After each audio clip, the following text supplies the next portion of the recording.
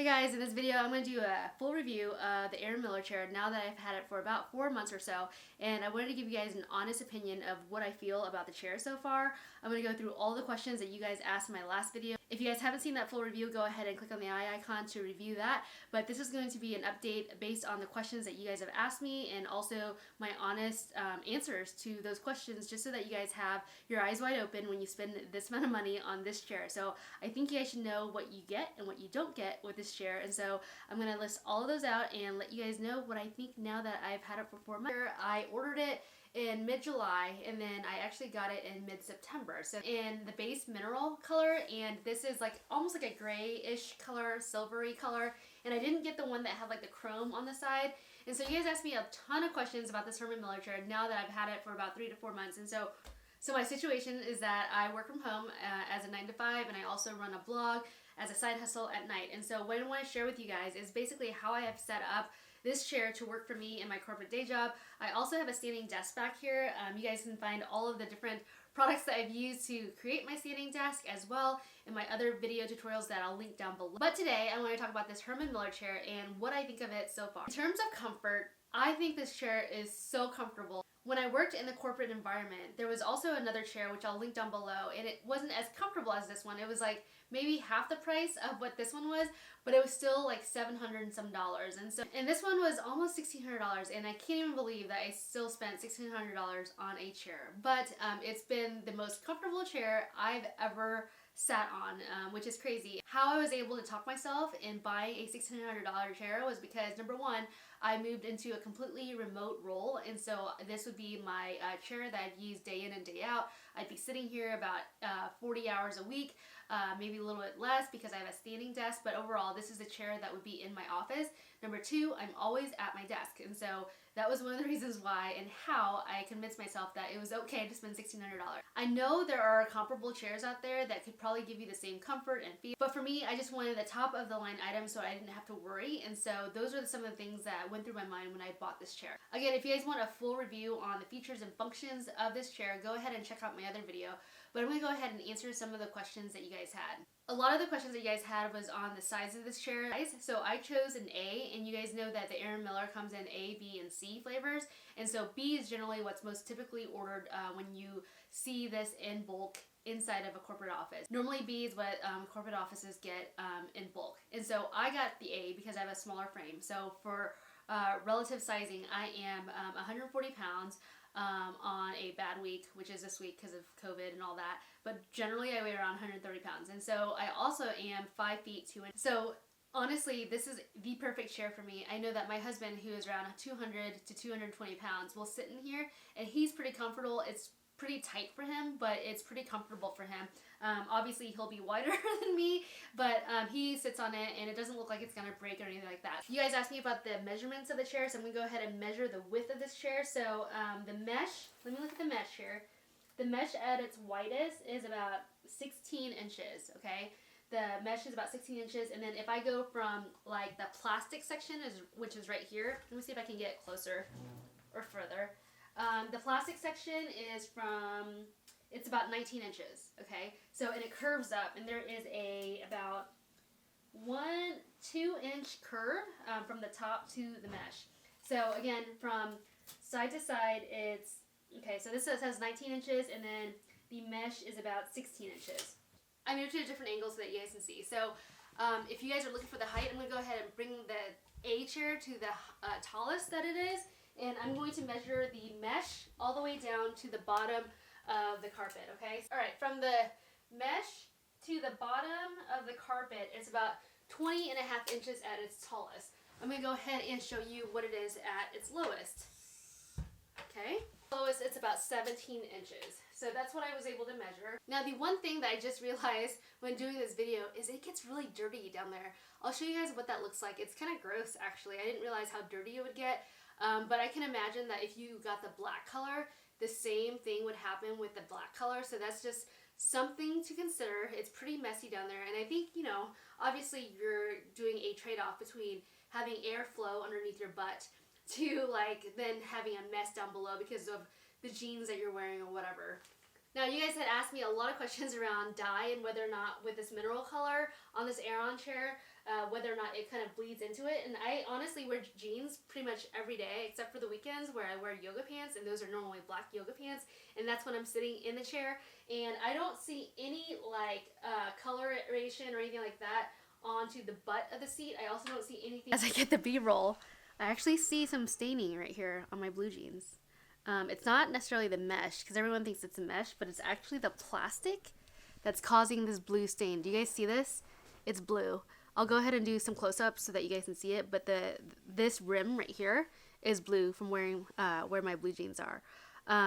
It wasn't noticeable until I actually sat down here and did the B-roll for this footage, but as you can see, blue.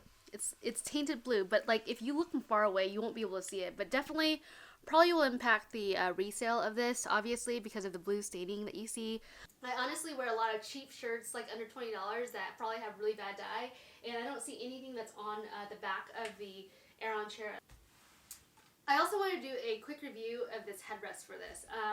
I haven't figured out exactly how to position this headrest perfectly yet, so to me right now it's not as comfortable as I thought it would be, and it might be because I don't know how to position a headrest ergonomically, and I'll probably have to go ahead and YouTube that. But from a looks perspective, it matches really well, like really well, with this Herman Miller chair. And I would definitely recommend also taking a look though at the other product that the other person recommended, because they have experience with the other one. I personally am not going to spend another $200 on a headrest for a $1,600 chair. So I'm just going to deal with it and try to figure out what the best position is. But as you can see here, I mean, I can position it in several different ways. It can go lower, it can go higher. Do you see that? You can kind of move it out if you want to. And so it's okay. And I normally actually, when I'm sitting, I realize that I don't put my head back very often. And what I do is just like every, I don't know, 4 hours when I'm like in deep thought, I'll go ahead and sit back. But often my head's just like this typing. So if you're thinking about whether or not you need a headrest or not, try it without the headrest for a few weeks. To be honest, like it'll be just those 1 or 2 times where you're like trying to sit back that you're wanting that headrest. And you know, for those moments, it might be worth it. But again, if you want to spend $200 on a headrest, that's up to you.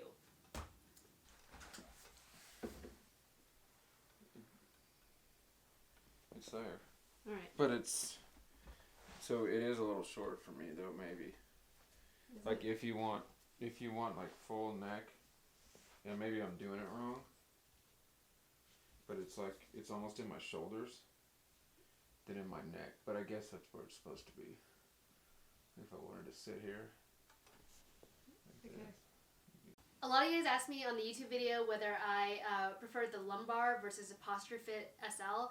To be honest, I just chose the one that was more expensive, thinking that it would be better. I don't have any idea what the lumbar one feels like, but these are the buttons right here, and honestly, I don't find myself changing it very often, and I do need lumbar support, and so it provides me enough where I feel like I don't need anything extra with it. I think the chair in general is very comfortable, and so I only need to do minor adjustments here. So the Posture Fit SL is really. A lot of you guys have asked me, hey, does your thigh hit the plastic at all? And honestly, no. Like, this is how I sit normally, and I am in this chair a lot, guys, and this plastic has not bothered me. I know a lot of you guys have wondered, like, does this lip right here bother me? No, I actually can't feel it. And so generally this is the height that I sit at, and as you can see, the plastic is almost hitting right behind my knees, like right behind my knees, and I honestly don't have problems with it. I know a lot of you guys have mentioned that the Herman Miller Aeron chair cuts off your blood circulation. I honestly haven't had that. It might be that you might have a smaller chair than what was designed for your height and weight. I'm not sure. I'm not like the pro expert in it. I'm just sharing you guys what I've experienced, and it has not cut off my circulation at all. Okay, as an update, I know some of you guys had mentioned that like you can't really tell a classic versus a remastered from like just looking at the flip up button right here. Okay, I know that I had mentioned in the last video that normally you have like a little roller thing to kind of change the height of this chair, but they changed it even with the classic version so that you have the flip up, so you can't really use that as a telltale sign of whether this is a classic or remastered. So I don't really know how you could tell the difference between a classic versus remastered. I just bought it new, so I know that it's a remastered chair. A lot of people swear by the classic chair over the remastered chair.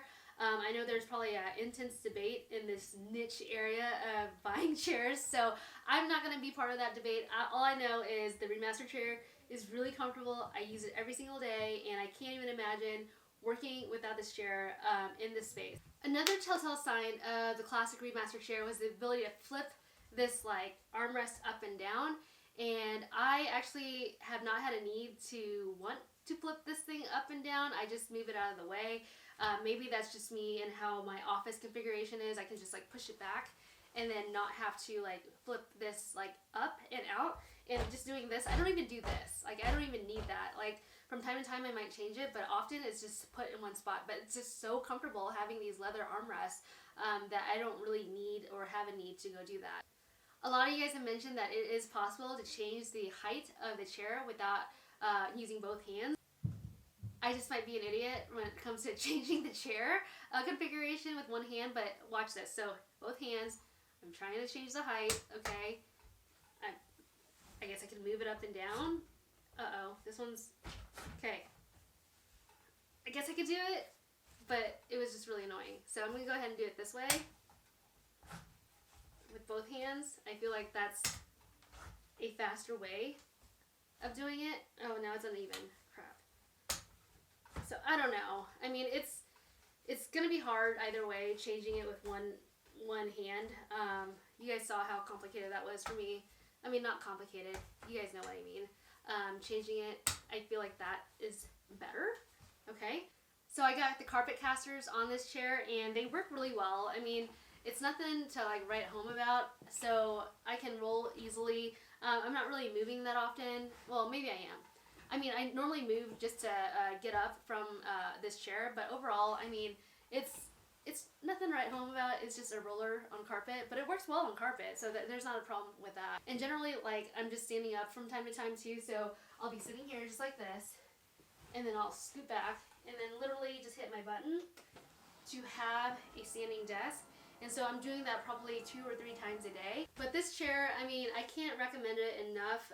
This is my first really expensive purchase on a chair. I bought a Ballard Design office chair that was mainly for looks, and I kind of regret that chair. It's actually in my girls' room. It was like a $350 chair. I thought it would look awesome because it was white, it was wood, it didn't have armrest, and spending $350 on a chair that was aesthetically pleasing was actually not the right call. But this chair has been phenomenal for me. I would highly, highly recommend it.